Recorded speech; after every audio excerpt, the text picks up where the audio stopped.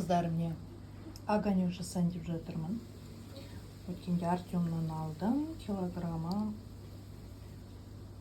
ұтып қалдым. 200 теңге ма, 300 теңге ма?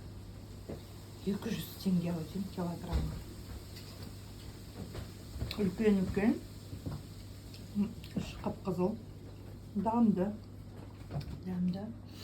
Чеснок надо үлкен қарадар. Хрен. Помидорды ет тартқыштан өткіземін. Өткенде блендердан өткізіп едім. Өте сұйық болып кетті. Өте езіліп кетеді. Тағы да 4 чеснок қостым. Татымына қарай тұз қостым. Мынау хрен пышақпен жұп-жұқа етіп турадым. Енді осыны араластырам. Огонекті бір бұрқ еткіздім. Көп қайнатпайым, тек осылай бір бұрқ еткізем, сосын сөндірем. Кейде қайнатпаймын. Сіздер қайнатасыздар ма? Вы варите огонек или нет?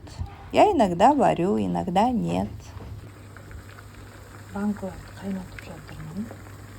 При желании маринел жарнама үшін сіздер маған ақы төлеулеріңіз керек. Айтпақшы, мынанда открывашка.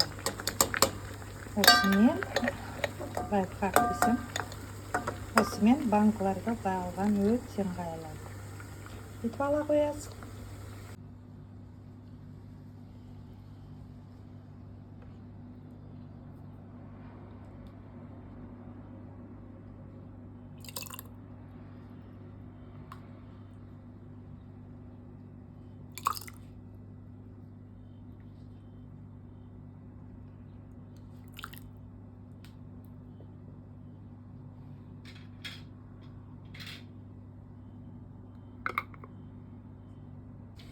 Болдым. Мынаны қазір жеп қоямын.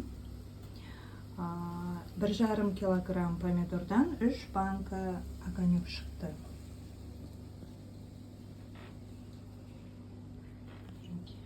Мен холодильникте сақтаймын.